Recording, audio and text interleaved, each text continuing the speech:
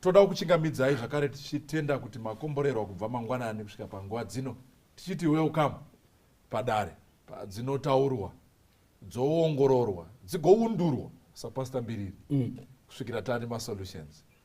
Tisatapinda munyaya yemuzuva ranhasi regai tinamatirwe nachikonasi. Ngatinamatei. Tenzi wedu nambonesi Jesu tinokutendai nenguva yamatipa takupinda paurongwa. Tinokumbira mweya mutsvene atibatsire patinotaura.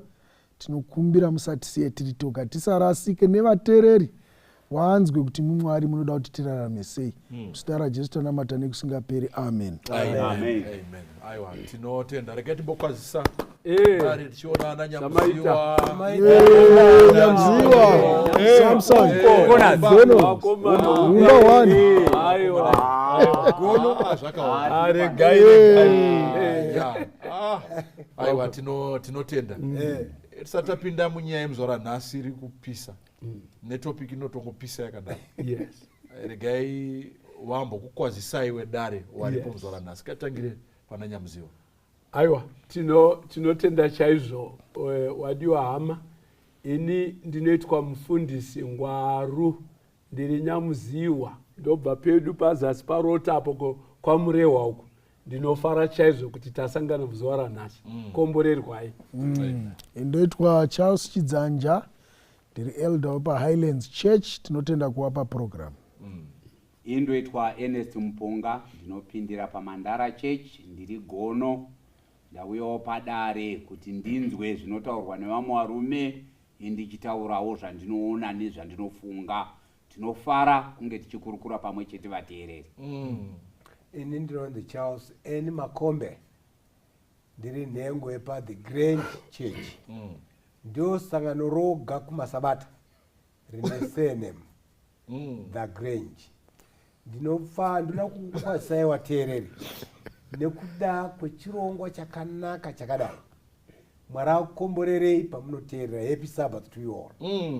Tinotenda umba, you always have something to say. Yeah. Mungorinde something to say. Something. Ukada kutsvaga surname yacho yapo inotonetsa The Grange. Saka chechi yacho inonzi The surname ndi Grange.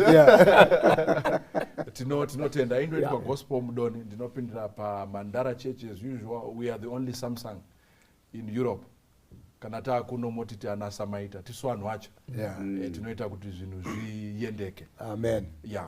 Musoro wedu wenyaya muzora nhasi wakati omei uri kuti iwo kutamba pamuchato zvakaipa here? Mimwe matopic tinosangana nawo Padare kuti dare rivhire, ini ndiri pasafe side ndinongodzikanda chete ikoko kudare dzichifamba mune zvakanaka. Regai tiverengerwe vhesi redu tisati tatanga kuitsenga. Toverenga kuna Exodo chitsauko 15 vhesi ya 20 inoti iyo zvino Miriamu muprofitakadzi hanzvadzi yaAroni wakatora gandira muruoko rwake. Vakadzi vose vakabuda vakamutevera namakandira vachitamba. Waitamba zvaita sei? Tsanangura. Regai tanga tsanangura nanyamusiva. Because iyi yakadwa Padare inopisa. Inopisa. Ngatitangire kuna mufundisi. Yeah. Kutamba pamuchato. Chitema here. Regai nditi kune miwadiwa hama nemiwadare muri pana. Minduro kune mubvunzo uyu yakaoma. Asi ndisingapote rega ndingoikanda Padare ndichiti nini kutamba pamuchato chitema ende kutamba pamuchato hachizi chitema. Amenoti mandibate. Takubatai. Ndiri kuti kutamba pamuchato chitema ende kutamba pamuchato hachizi chitema. Saka mukada kutera pfungwa dzangu kwadziri kubva nekwadziri kuenda, ndiri kuedza kuti nini katambiro kacho ndo pane chitema. Kana kuti katambiro kacho ndo pasina chitema. Because I think wadare newateereri wangade kunzwisa muhurukuro wedu kuti kana chiti kutamba tiri kuti kudii, so that tozonyatsoona kuti aka katambiraka kane chitema mukataka, aka katambiraka akane amazhakuzana vanhu vari kufarawo. Tichangotera ndakadai so. Pastor over wadefina zvatiri kuda kuzobuda nazvo pachena. Now tichidzokera pavhesi rataurenga Miriam nevanhu vanga varipo madzimai varunzi vakatamba. Zvakawo mukaona chinhu chakutambwa chirekodwa mubhaibheri twinzi pakatambwa. Bhaibheri haraizombombenda unzi vanga vakamira oro vanga vakatarisa. Vakatamba in expression of victory yavakarwirwa nayo Mwari, vachiona maenemies avo achidestroya muRed Sea. So kuti vaexpress joy yavo, they could not hold their bodies. Havana kuda kurimena stationary. They had to express it from top to bottom. Kuti Mwari matitira vakatamba. So zvinoita nyangwe mwana akaberekwa zviya zvokuti mbuya vanodzana vakatamba kufara kuti kwauya muzukuru. I think kutamba chinhu chinongoexpressa kuti pane chafadza chapinda pamwoyo. Haungarembe uri stationary, uri statue. You have to do something about it. Ini Madare panyaya yekutamba pamuchato. Ukusegeze yekutamba pamuchato. Ini ndinoti inini ndiri kuimagina, ndoda kutangira pavhesi. Ndiri kuimagina kuti vana ava havana kumbopractice. Vanga vasina masteps yekuti 2 forward 1 backward, 2 forward 1 backward. Kwete umwe namo akatamba zvazvine rhythm yezvavaimba kuratidza kufara kwavo. Ini ndinoti hangu kutamba kwepamuchato kuzhinji kwacho kuri kubva mukati memwoyo, hachisi chitema. Because ndiri kuexpressa zvandiri kunzwa zvinoenderana nechiitiko chiripo chekufara kuti mwanasikana achata, mwanakomana achata. Nechikonzero nei ndichidaro ndechekuti icho kutamba kweruzhinji, madzimai mazhinji hazviiti kuti vaimbotamba step imwe chete. Kune vamwe vanganga vachitamba vachidzungudza musoro vachiratidza kunakidzwa kwavo, kozoita vamwe vanga vachidzana gumbo 1, kozoita vamwe vanga vachisimudza maoko mudenga, ndokunonzi kutamba. Saka ini ndiri kuona kuti kutamba is an expression yezviri mukati zvawaitirwa. Tiri muchechi tongotaura semasabata, even tichimba kazhinji kacho we are very stationary.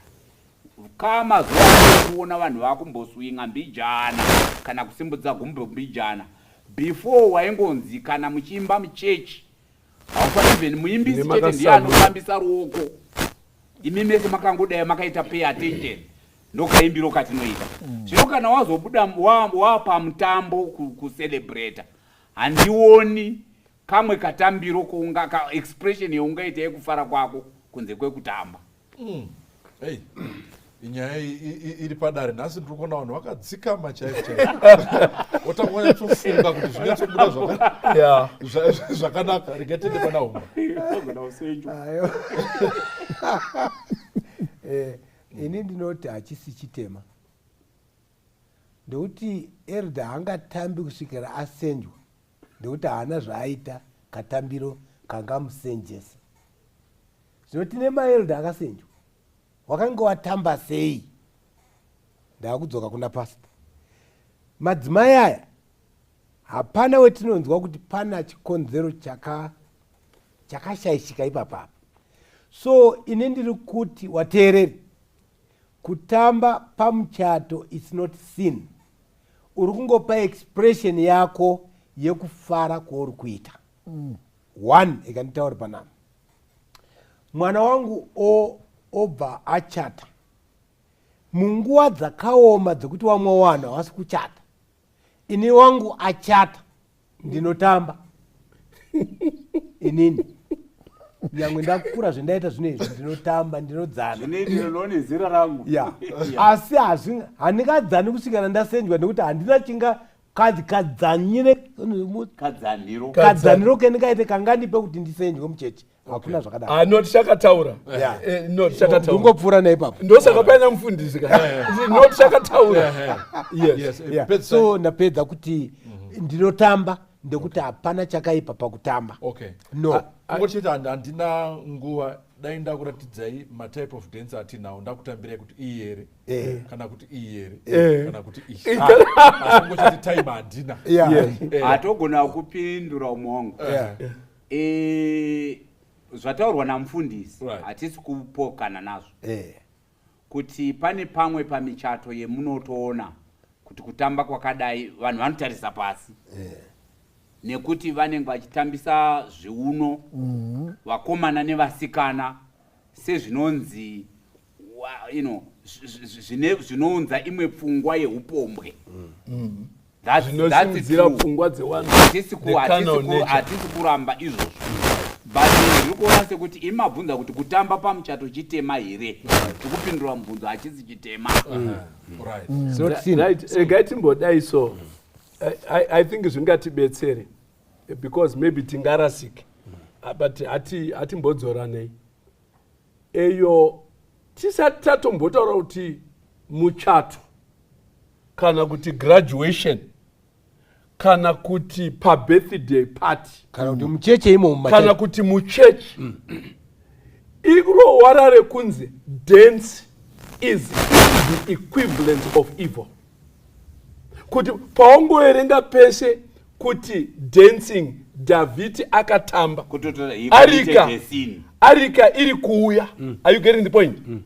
Munhu waMwari munoziva kungoti ati understand context yenge ari akashaya kuti manakire ataitirwa naMwari aya. What must I then do? Bible rinoti akadini? Akatamba. Akadzana akatamba. Now mudzimai wake akazodini mufundisi pedzisai? Mudzimai wake akamushora. David akati tukwa naMwari. Nekuti uri kushora chinhu chakanaka chaitika maIsrael. So in other words tiri kuti izo the word dancing pacharo is not the equivalent of evil. No. Mukaringa mapisarema S149 150 inoti where itambai and whatever muite instrument muchiita say. This word dancing does not always mean evil kana kuti sin. Nyaya iripo nde yamboda kubatwa na gono. You get the point. Katambiro inini munhu akauya kwandiri achiti matambirwo aitwa apa ari kundinetsa. Saka izvi haiziye kutamba but izvi ndeyekatambiro. Ukaona wakuita kongonya inini kana mumba mangu inini shuwa kana ndichiita saTV pane music yandisingateereri because I represent my values andinotenda. Uda kuita sex dance pamuchato wanhu wekuchechi urita kongonya kunge zvonzi baba namai wari pamubhedha wari mubedroom ndo katambiro kaunoda kutiitira ikakako. Kana kari ikakako zveshuwa that is evil. Izvo kunesu tinotenda wamwe vanhu wekunze uku wasingatenda wana problem nazvo asi isusu tine mavalues edu. That kind of dance is evil. Saka mufundisi akati izvo handidi kuti mudance. Ngatiudze kuti dance yaari kutaura ndeipi, ikongonya here, isex dance here. Haungangoti handini dancing. That is very vague. Opinion yake kai. Enda ndakuenda panyaya yekujaja nai ndo panada kupinda. Ndinauti mufundisi. The reason why pachizo ya issue yekuti tisatambe, I want to go opposite. It's because you cannot control expression yangu happiness. The moment you control it, I don't think I can celebrate freely. Manzo point anataura. Don't control my expression by putting parameters to it. Then I see a complete dance. I can. But ipapo ndo pane problem. Ipapo ndo pane disturb. Mira example. No. Musa tunapa example.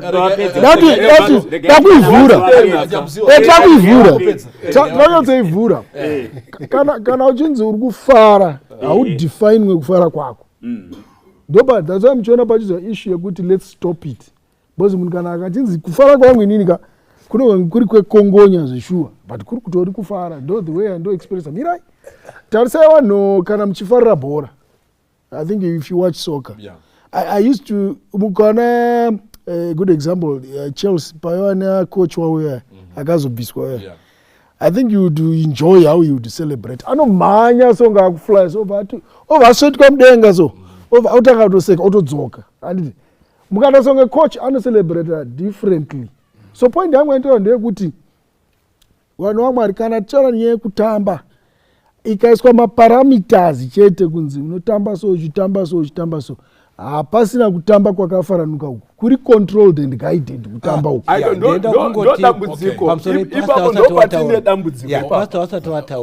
I think pakutanga wambodefine zvakanaka. One, kune yatinoti isi ceremony. Paceremony hapatambwi. Handiti? Munhu ari kuchata ari muchechi ari pamberi pamarriage. Ipapa ndo area yemapasta. Mazvinzwa? It's fine. Ndo area yawo iyoyo. Kuti pari kufamba sei. kana ndakuenda kuceremony pastor haadiwi kureception pastor haadiwi ngaaende kumba rega ndipedze chikonzero Padare ndomba dzinoitwa aritoda hapana ndiri kuti inini teerera musati pamaparamisa ndiri kuti inini ndapota pastor area yawo ndekui kuceremony kuceremony uko ndo kuno kwavanoona kuti zviri kufamba zvakanaka here kana achida but even ikoko handitika haugoni kujaja kuti hazviri kufamba zvakanaka. Who are you? Ndibokubvunzawo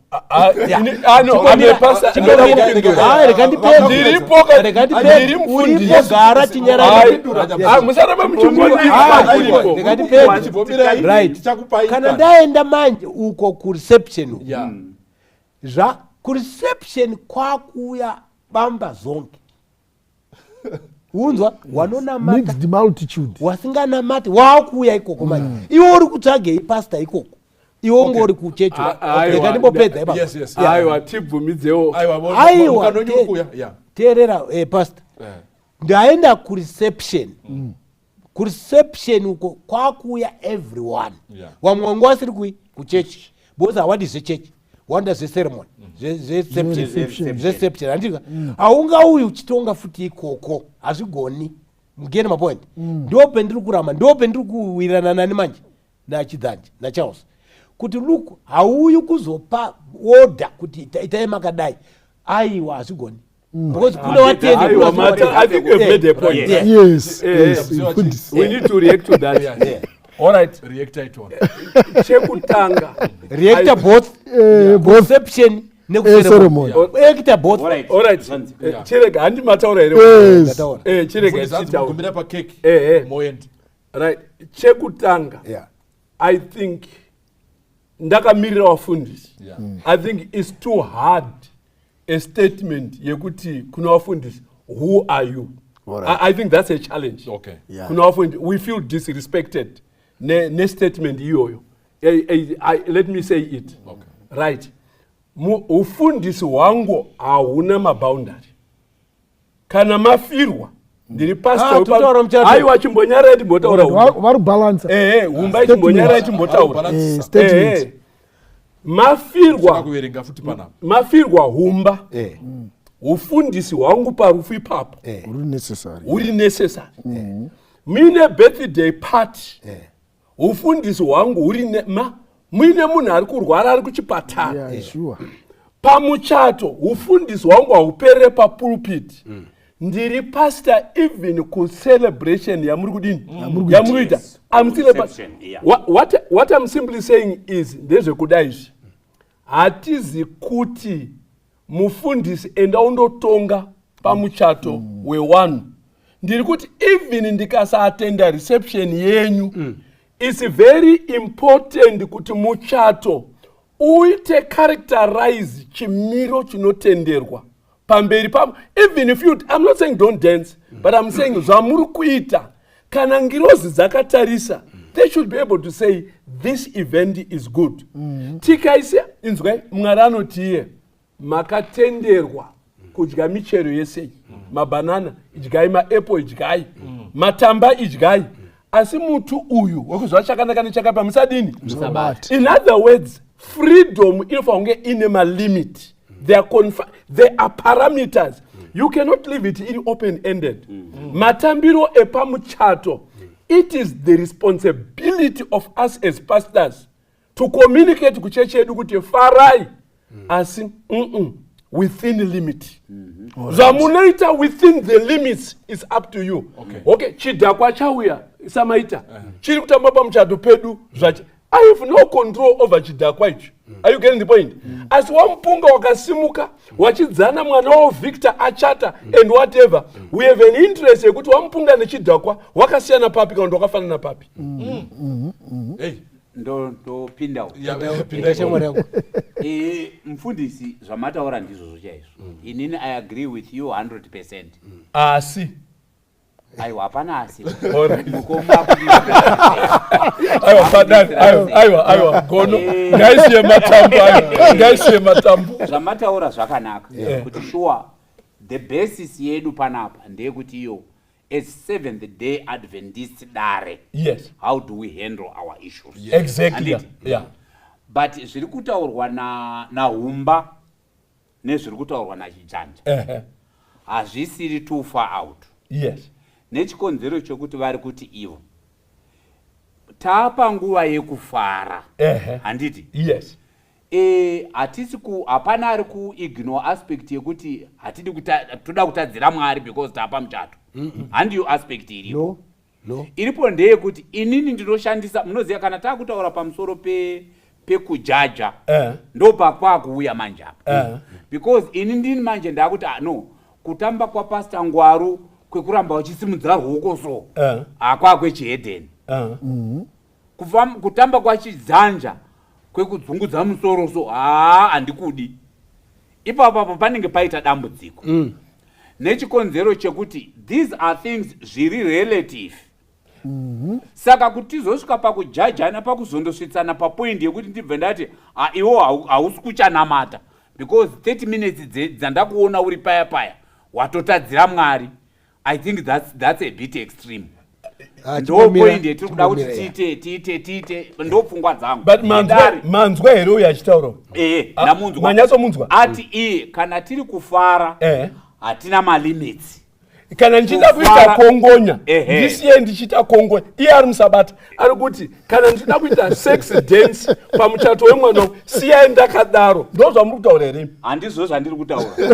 Ndiri kutaura kuti uyu nekonjenzi dzake nezvaanoziva about who he is. Yes. Anoziva pekutangira nepekugumira. Saka isi hatichisina measure yekuti awa wanzwa pekutanga nepakugumira. Hapana here measure yekuti wazonyanya. Okay, let's tabva tarasikirwa neaspect yo as a church. Okay. Kuti apa pazonyanya apa. Dambudziko I think dambudziko retanaro manje. Retanaro riri serious. Uyu achada kuti pa example yake. I think hatingabvi pano tisina example yakaenda through. Okay. Dambudziko nderekuti musabata iyo tu muchato wemusabata iwoyo. Pamwe masabata iwoyo haasi kuita kongonya. Wanhu wasiri masabata wauya pamuchato wari kuita kongonya. Handingasenjerwi nekuda kwekutamba kwewanhu. You can't. Totally, I agree. Yeah, so the point is Kwandiri, yes. So Samaita, there is a problem. Yekuti pamuchato pauya community, pamuchato wemwana wangu. Madzisekuru angu inini vasingaende kucheche wangu wakudzana ndozoenda kucheche ini ndakudzingwa cheche kusekuru wakati no that kundopetirika ipapo aiwa sangana nyaya dzacho Nyamziyo Godo na Humba na Chikodas. Mota yanga ichimhanya iti 180 200 haisina break. Haisina kubreka. Rege tidzore mafuta bicha.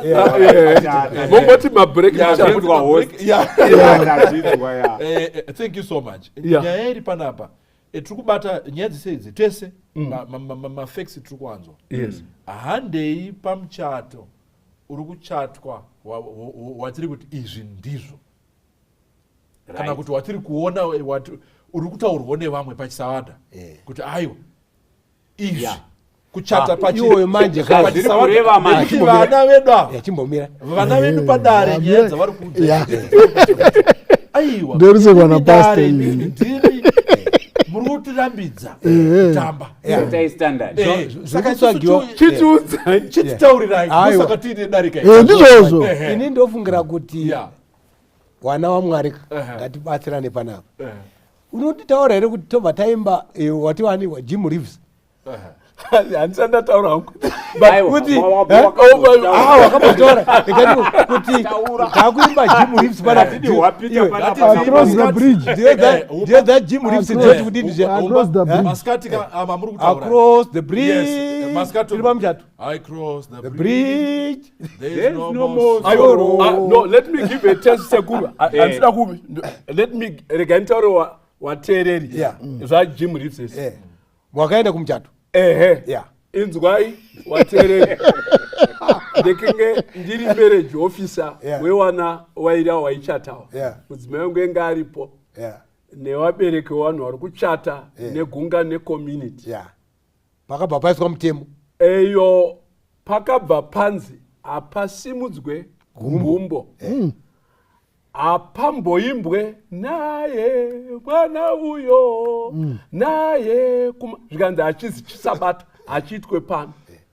DJ akanzi tiridzire Jim Reeves across pamuchato apo pamuchato unoziva takagara nemudzimai wangu takatarisa vana wairi wari pahigh table yekenge yalow table because zviuso zvakadonha kuona kuti vana avaka.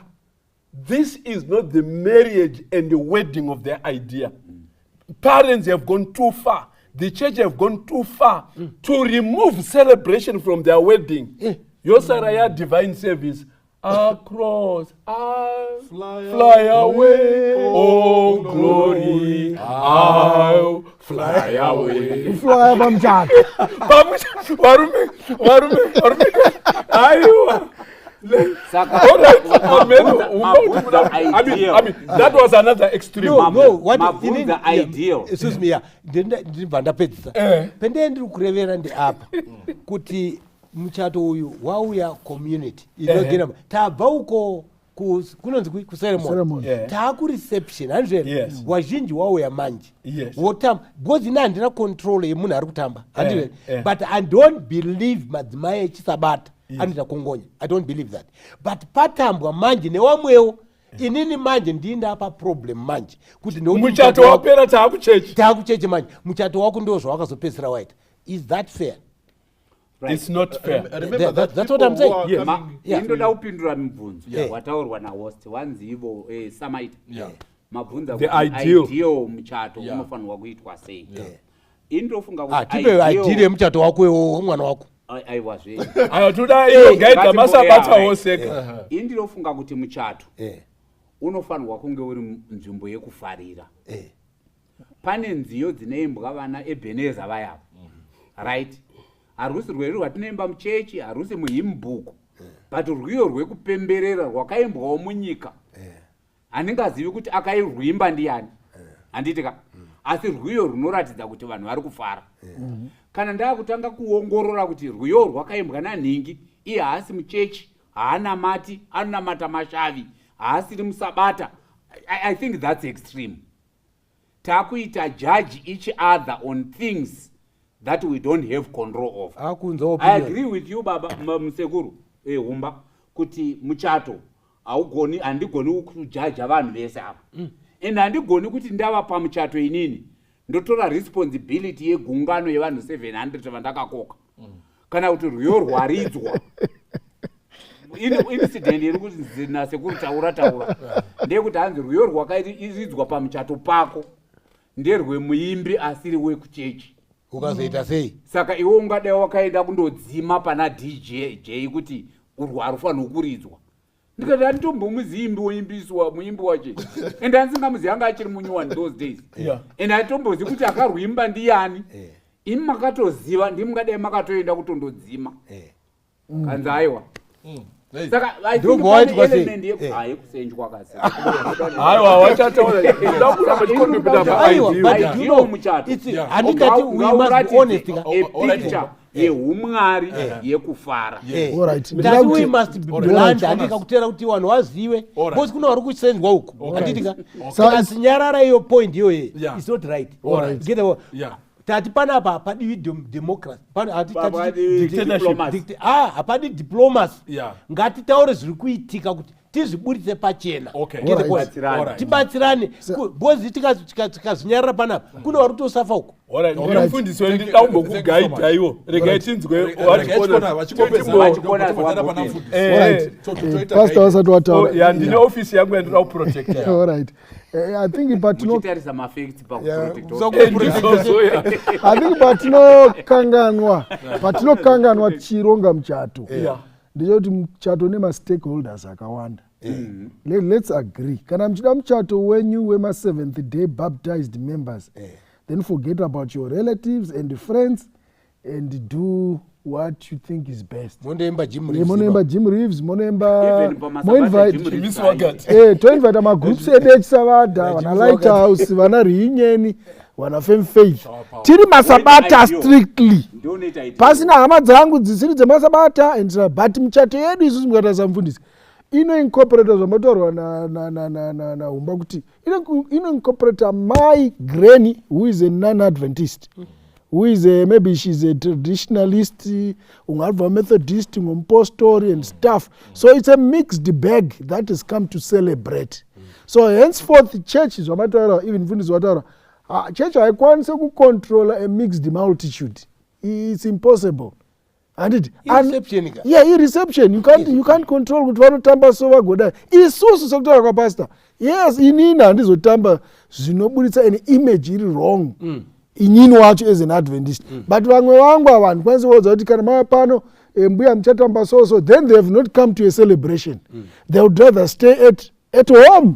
ese mzikuru ndezvechechi yekwenyu handiuyiko manje muchato iwo hauzonakidza then number 2 chimwe mufundisi mutibatsire kana tichironga wazhinji wacho even isusu takachata tiri pana hatinombonakirwa pamuchato pedu isusu because we are controlled too much unotanga kukontrolwa venyu wokontrolwa mufundisi achakuchatisa wokontrolwa zvese zvinika control ku7th day why can't you also allow vanhu vari kuchata kuti wave hamene mazuva ano waakuchata gwana gospel but isi patakachata patakachata iyo mufundisi anoziva mainini tezo rangu akatoti usingadi uchida uchatoreka violence uri kunanga kumufakosi innocent akulandaba aiwa apa pamuchato wangu anditoziziva so everything was tight sazvitoona paso zvishoka tiri pahigh table pa tiri low because tamanikidzirwa venyu pastor tanamanikidzirwa venyu tamanikidzirwa mufundisi ari kuuya tamanikidzirwa nzi hakuna bendi or anything chinorira pano munongoimba himbuku samuchato wacho uchanakidza chi handiri kudzingira nenyekuti the ideal ini ndingade kubata madomains atinoti a human being human being ari physical human being ari mental ari emotional human being ari social yes human being ari cultural human being ari spiritual ari moral spirituality handiyo yega inodefine humanity yeah it's true pane the social aspect emotional aspect pane cultural aspect chikristu hachina kuuya kubva kueurope kuafrica kuzodelita the african culture ukaona chikristu chadaro kuti chikristu ichocho ndechefake it's not a reality it's not a real god made us Africans and we should be proud to express ourselves as Africans. Are you getting the point? Majuda aya kwatakaona chikristu kuti munduudze kuti majuda aisatamba that's a lie. Majuda wangu aine occasions the celebrations dzawaitamba. Muchato is an occasion ye celebration. It's not a divine service. No. Ngai vumidze wanu kuti wanakidzwe ne event why celebrate in the ideal aspect that I want to bring in here. Ndekuti izo tine cultural heritage. Wana pairo kwa naye mwana uyu alikuwa mkunga kuno rimwa mari dze mapepa. Are you getting the point? What's wrong with that? Yes. If we are enjoying ourselves, let us also take the cultural aspect yemichato yedu. Are you getting? Kune vamu of course culture ya dynamic. Paneka element kekuti ana Brenda Fassie wakutopindo ipapo. It's a wedding day. Yeah.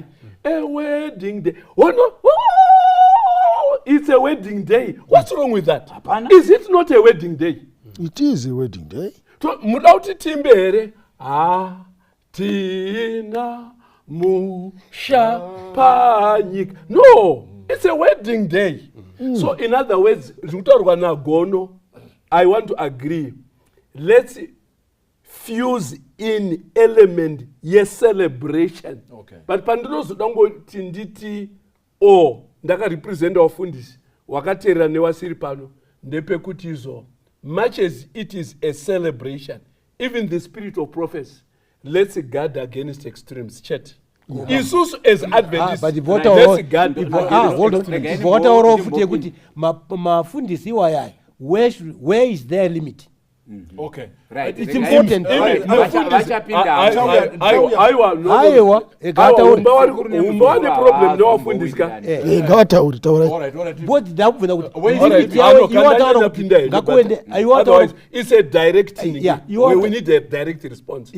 iwo wataura kuti izvo handitika ngakuwe nechi ne what wedra upesa No, tiri kuti ini ndiri kutsigira wampunga kuti wampunga rwedra wapesa ndere kuti kudi Limit. let's there be where a- mapastors ane limit papi kana iwaenda panonzi pai kureception yes because you can't limit one side taura futi no kuningi kucelebration kureception kureception yeah limit yawo ndeipi kureception I am guiding church order yeah kuti tiri mucheche behavior yemuchechi yedu yakamira yakadai saka tichaimba sevanhu vari paservice yekuchechi kana tabuda muchechi takuenda kucelebration mufundisi futi ari ikoko but ane limit ipi yacho aiwa Right. kana mazonditendera kutaura ndichataura ava ndisekuri nemuzukuru regai timbopinda hatingaswederai inda ndiri kuda kuuya papoint takamboita hurukuro some other time yekuyanana nehama something like that. Chimwe chinhu chinotoita kuti vanhu vationese tiri holier than thou iye nyaya yemichato iyi vandoti kumichato yehama yedu yemusabata hatiendi nekuti zvatinondoitirwa ikoko hatisi kumuchato handi kuti vari kuda kutamba kongonya ende ndivana mbuya vanhu vakuru vatoriwo nelogic nedzimba dzavo its because of some of these things zviri kungazvitaurwa nahama yangu chikonazi kuti vanenge vachinzi hatidi kuti paridzwe radio hatidi kuti paridzwe record hatisi kuda kuti paridzwe ichi vanoti saka kana zvakadaro tiri kuenderei kuenda kundodya chikafu ndinongodya kamazuva ese kumba kunoku ndoda kundopemberera muzukuru wangu so ndiri kuona sekuti zvinogona kutova divisive even kuhama because havachazivi kuti difference yacho ndeipi yeti muchato unofanirwa kunge uri nzvimbo yekufara vhesi yataverenga iye guys varume yanyatsoti hanzi vana miriyeni hanzi vakatora madimbwa vese indobva ndati inini vanhu ava vakambotanga vaita masteps here no it's out of them it's spontaneous kufara pamuchato saka inini handifungi kuti tikanyanya kubva tada kudaro vana vajobhu futi vaitaurwa kuti vaita mitambo jobhu ototi pamwe vana vangu ikoko uku vanogona kutadzira mwari handitika angadai angoti handichadi zvemapati vana vangu stop it because kana mukaita pati munogona kutadzira mwari ndo zvatakuitwa pamuchato pedu kuti hapana acharidza radio hapana achatamba because mungatadzira mwari why didn't Job do that plus yawo opinion yemunhu akuya maputa mbanjere do you know kuti chiri kutinetsa pamuchato iyoyo handika yeyoni iwe tiri kuda kutaura iwo opinion dzavo get the point handiri kutaura regai tichipinde isusu orit ndinopindira I like point yamudza umbai regai ndimbopa chikonazi mukana bcause tabata tirikubata tiri kurumaruma anditika tichada kuti muzongotibatira nyaya yemalimits aya ari kutaura anditika neopinion reality what is happening what is on the ground maybe kuri kubva humba wazara neshungu iri kubvira pakuti because zviri kuita ndezvekuti mufundisi wakayama kuseni vachipedza kuma-12 1 vopiwa keke ravo vaenda namwari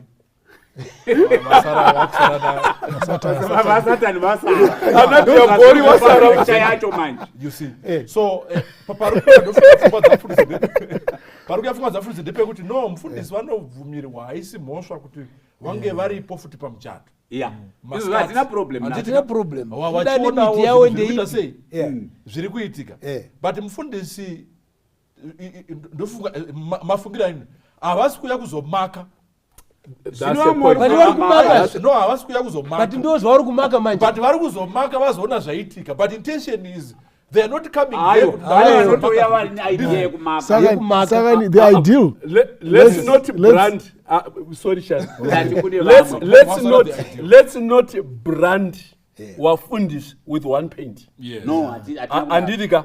Andi wafundisi wese. Aiwa. Regai mopedza. Yeah. Mukaona video yangu ini mukatasa Rachel na Ronald Murambi wedding. Mwana wangu achata. Takamuridza isu ningiriki nanzani uyo mtukotsi. Ndichamutengera patapa. Ndakatamba nemwana wangu tichitamba What's patapa. wrong with that? And ndikutaura kuti I'm not an elder. Yeah. I'm not an ordinary church member. He's a pastor. Ndikutaura kuti I'm an ordained pastor. Kwakaridzwa ndichamutengera patapata. Ndikadhensa nemwana, ndikafara nemwana wangu. Are you getting the point? It's a wedding day. Tiri kuAustralia, mwana achata kuAustralia. You could not have chained me kugara pasi. Kune mai wakauya akati, mfundisi makagara pasi. Rachari kuchata farai mfundisi. Are you getting the point? So, but iye mwana anotofara wachiona baba vake vachifara pamuchato. Namai. yes. So basically, I think point yataisa, I think tiri kuwirirana mukusawirirana kwedu. Isusu tiri four panapa. Tiri kuwirirana mukusawirirana kwedu. Taura nyaya yeopinion. Yes. Yeah. All right. Gatibate umba. All right, sekuru. Tiri kuti nemi wadiwa watereri. I hope I'm going to represent ufundisi ne church zvakakwana because I'm representing church leadership Padare panapa. Ndechekudai mitemo inoita kuti munhu adisfellowship kwemuchurch yakanyorwa. Mitemo inoita kuti munhu asenchiwe yakanyorwa. Kana pane mutemo munyowani unoita kuti munhu aita izvi anofanirwa kudzingwa church kana kubviswa muchurch. Hazvidi kushandisa personal opinion. Zvinoda matare zvakatogaidwa zvakanyorwa izvozvo izvo. Masabata anoparita ne-universal laws. Atidi ma-opinion anodivida sangano. We try to run away from that. Kana pane maitirwo akuitwa muchato anonetsa chitendero chedu, ngaakwire matare kusvika kugeneral conference. Yobva yanzi D, mukadai pamuchato munosenjwa, mukadai pamuchato muno disfellowshipwa. Hatidi, I think, maybe let me not say hatidi. I would like to guide kuti sure pane kamwe kaitiro kanogona kunetsa pamuchato hatigone kuzviramba, asi ngatigaidwei ne-universal principles zekuti zvinoapply kuAmerica, kuZambia, zvinoapply kuZimbabwe. Hatidi mitemo inongopareta muHarare chete vanotodzingwa church nemitemo yemuHarare. This is a universal church. Sure. Yes, tinotenda. I agree with you. Yes. Saka point yangu ndeyekuti ndandira kubatsira humba 1 kuti wafundisi wedu we love them so much. But like what he said, I liked that point yekuti ndo wafundisi vanotinyaradza. Ndo wafundisi vanoita kuti tifare. Yes. Ndo wafundisi vanotifudza kuti tiponeswe. Yes. These are the same people. Yes. But wataura point yakanaka. Saka kana taku celebration humba hatikwanise kuvadzinga iwe semufundisi kureception. Vane opinion dzavo, let him express his personal opinion. We cannot deny him to express. But this knows that no, isusu tine opinion dzedu dzakadai. Like what he say, it's not a fact vakataura kuti inini ndinofarira katambiro kamakazoita kaya maelder totaiwa mufundisi tinozvitenda tazvinzwa tichatirai kuimprove next time. Relationship yedu nawo inoramba yakasimba because mufundisi wedu kusvika Jesu achiuya nyangwe vaine era mufundisi wedu. Remember kuti God mufundisi wedu ungori papa ideal. The ideal. Because meaning that's what ideal is or was. Right. Was or is. Torova mahimu edu kuseni. Mascat because atina musawada no rowa dzinotambika.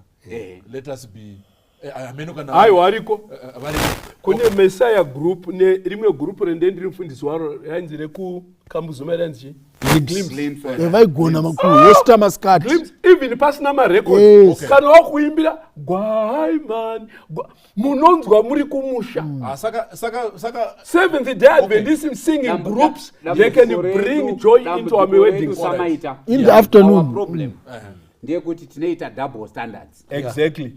Tinoti isusu tikasvika panodherereka toita hedu madiro toenda pamwe panoremekedzeka toobserva izvozvo ende tiri kuti in the church of God that must not happen. Let's be balanced. Ngatingobatwa tese zvakafanana. Tikaona mupunga anodherereka because haana zita, haana sekuru mufundisi, haana teteguru mufundisi, iye angoriwo memba yakangouya rudzi rwacho hakuna masabata tongoita zvatinoda naye. It's not fair. I think ndo point yetiri kutaura. Kana taisa a standard ningi ngaitange apply across all the churches. Ndo pane point. Sabata rinotanga zuva richinyura rozopera zuva richinyura. That is in Europe, that is in Japan, that is in Africa. Zvino zvikanzi michato yekuchechi yekuzimbabwe haitambwi. kwete yekuzimbabwe yekumfakosi chete. Yes, yekumfakosi chete. Ko mudistrict mangu hazviitwe mudistrict mangu chete. Mudistrict maningi zviri. We don't agree with that. Okay. We are not helping that unity. Yes. As a church. Kuti tiri kuziva kwatiri kubva nekwatiri kuenda. Tererako inini I have no apology to make. On what sekuru? Kuna no opinion. Anoya no opinion yake. All right. Okay. Guidance ya church. I have no apology to make. All right. Kuti wewe wauya the general conference invite yedu muno conference yacho haina kumbozvitaura. Iwe ngoyo kuti ndakusenja munhu ndokuti pamuchato pako hapana kubatwa zvakanaka. Iyoyo manje iyo opinion yako. We don't accept it. Asi zvataurwa napastor manje newamwe wese kuti ngazviwe uniformity hanzvere we go by that universal. Get the point. And usauye pamuchato uchitsvaga mhaka unaiwana ukaenda mugomo kundotsvaga makudo unawana. You get the point. Saka anyone ari in authority ndichataura zita ari in authority ukauya uchitsvaga mhaka ipapo pane problem. But ukauya kumuchato ukaonawo zviripo aiwa hapana problem. You know what I mean? Taakusapotana manje. Just quick one, ngoya yapera. Kutamba pamuchato kwakaipa here. Yes or no? Kutamba pai? Pamuchato. Hakuna kuipa. Kwakanaka. Thank you. Kutamba pamuchato kwakaipa here. Andi ataura kudhara kai. Yes. Hakuna kana kutamba. Anditika. Yes, mfundisi. Kutamba kune kongonya sex dance kusinga represent the character of the Lord Jesus Christ. Kwakaipa. Kutamba kwekufara kunoita kuti vanhu express a joy of the event pamberi nako. Amen. Tinoda kutenda vana vaMwari. Tichinamatira munhu auya netopic iyi kuti Mwari ave naye. Amukomborera. Agomukomborera. Amupe mazuva akawanda. Achikomesa dare zvakadai. Mukufara sure ndofunga pane zvatadzidza panyaya dzose dzatataura. Our young people vari kuda kuchata. Their own way. Tine marelatives, tine hama zvadaidza panapo vasiri masawada. Vari kutotambudzikawo zvino wosvika sei. Matonzwa vari kutaura kuti aiwa kutamba ana glimpse anani vari kutaura vese ava. Even record dzinoridzwa paningi hazvirevi kuti kana tikaisa ningi Ebenezer ndoda kupa example ngatirege kupa ana glimpse. Glimpse is not always available in all weddings because vataura magroup too the whole of Zimbabwe. Saka kuna ana Ebenezer vanoridza nziyo dzemuchato, kuna ana ivo vanziyo vanonzi this is a wedding day vataurwa ivo kana waimba chawo ivo vakaimba yani yamutukudzi ndichamutengera pata idzo muri dzacho dzoda kuimba dzineimbwa pamuchato ndo dziri available kwavari. Muri dzacho dzoda kuimba kuzviita kuti ngatingoimba kwangwari kune mari chakaiba ivo kuchiruwayo. Thank you so much. Nditenderei tichivhara. Ndatichivhara. Andongowa kupeterero. Aiwa ndati chibatsira kuti chipere. Nditenderei kuti tichivhara program ino. Tinovimba kuti tichava ne part 2. Of this particular issue. Todaidza futi vamwe tinyatsovia vana vachati vakasununguka tichidzika iri tinotenda kupetwa nyaya wamuro chakumbira humba mutivharire nemunamata. Okay. Baba wedu makanaka, munoshamisa muri kumusoro kudenga. Chidzidzo ichi chakaoma mukati mebhaibheri hachina kunyorwa.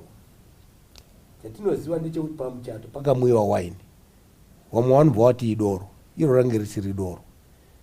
Yavo opinion yavo. Toda kutenda nechidzidzo ichi, hatina kuchikavha chose. Imo vateerere mune zvimwe zvamakadzidzawo nezvamakasangana nazvo zvisina kukufadzai. Aiwa, pachidzidzo ichi chiongororei mugogutsikana kuti kutamba kwakanaka ndekupi pamuchato. Maita yenyu nevarume avo nevari kutora mifananidzo iyoyi wakomborerei. Kana wateerere wakuzoteerera, tsvagawo something zvakanaka pane zvatataura. Mwari akukomborerei akutungamirire. Amen. Amen. Tinoda kutenda Dare. Ayo. Kusoma. Nasi.